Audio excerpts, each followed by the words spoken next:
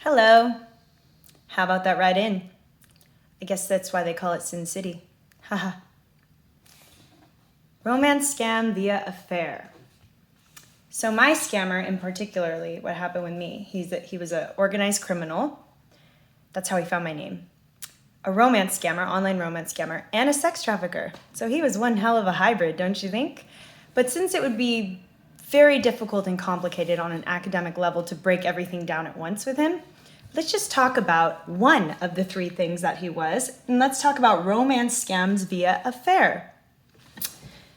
One of the ways this happens, and the shame of the affair is really how they manage to, isolate themselves from getting caught, etc., etc. The world's not quite ready to understand these, apparently, the backlash and the cultural, beliefs. So anyway, when it comes to taking a look at this and seeing, what I call fault lines, right? So there's obviously the person who cheated on their spouse agreed to an affair, right? And they probably knew, odds are, that wasn't, something that was okay in their marriage, as a married person.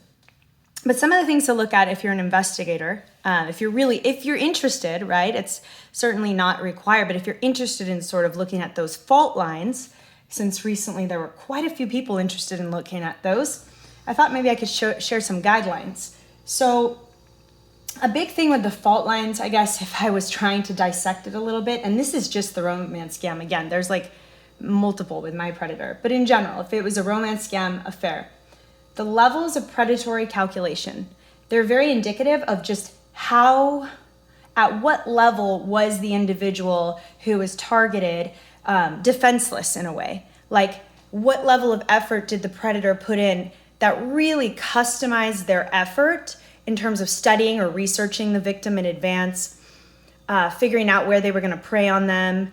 Did they run into them in a support group or in a certain place, or did they actually find their name? In my case, my predator found my name on Facebook, and then he stalked my profile and learned that I was in a particular support group, and he went and found me inside of there and waited in the group for me to respond to something. So that's definitely indicative of, he found my name somewhere else, stalked my profile and found me. He had picked me out like 100%. This is the woman that I'm going to target, and this is what I'm going to do. This is already pre-planned, right? It's not like, in today's days you get cons, and the world, for God knows how long, con artists have been, scamming people. But this is very premeditated. You look at the commonalities, like in the actual picture of life, how much did this person who targeted this person actually, how much were they who they said they were, and how much were they forcing common interests, pretending that they had common interests, changing their persona to be a complete match with their victim. That's another way to be indicative of how far out of their way did they go, compared to who they really are to who they were pretending to be, right? Because this matters. If someone's pretending to be someone completely different, they're targeting, these people have less defense than it would seem, right? They study your schedule, some of them. Did they study the schedule? Did they have a pattern where they would specifically reach out to the victim within certain time periods because they were actually consciously aware of studying the schedule of that person because they were targeting them? Their financial solicitation strategies. So, for example, my predator, he was great at what he did. He, one time, right before I gave him $5,000, in one day, he came up with 4 different crises and completely separate. And so throughout the day, before I gave him money the day before, he kept calling me throughout the day with completely different crises that he had. So my emotions and my empathy was just being swung all over the place. Because if you can do things like that, you can get people to sway their emotional judgment and get them to impulsively help you or impulsively send you money. It plays with their emotions, right? And it turns out those things weren't true, those 4 events that happened. There was different events. That's what I was saying here, the level of emotional manipulation. Common vulnerabilities. Certainly, I think my predator hit the jackpot with me because I was experiencing loneliness quite a bit. And he did this technique, love bombing, where they aggressively charm you and they sort of hijack your time on purpose. And it's basically like giving you an antidepressant when you didn't ask for an antidepressant.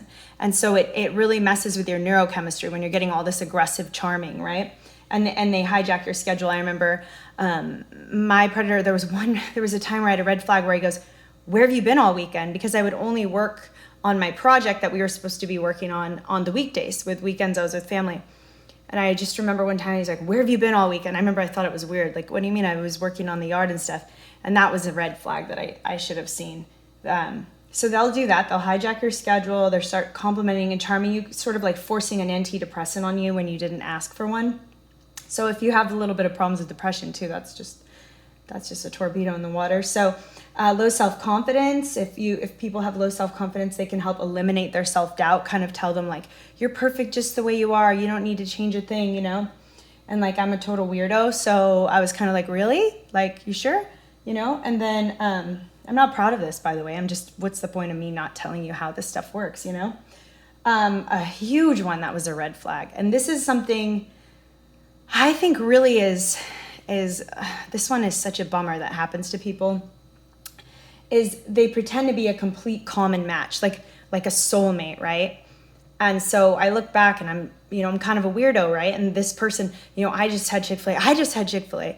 I like to do this, like I like to read these kind of, I like to read, you do, like just totally the soulmates thing.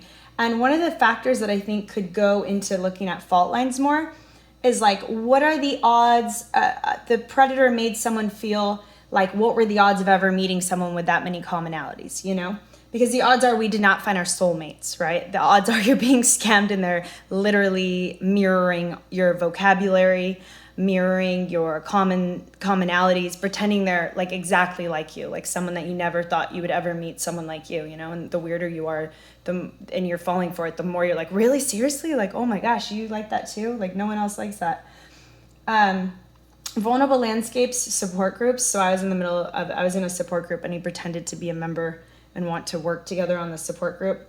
People are obviously really emotional in these times. Like sometimes you'll find like cancer support groups. There's like creepy people that will literally just enter these support groups and pretend that like they just had a spouse die or something. I don't know. It's really creepy what these people do. People going through life transitions are more vulnerable. And then people with certain kind of schedules, like people that are lonely or just depending on their schedule, they could be bigger targets for it.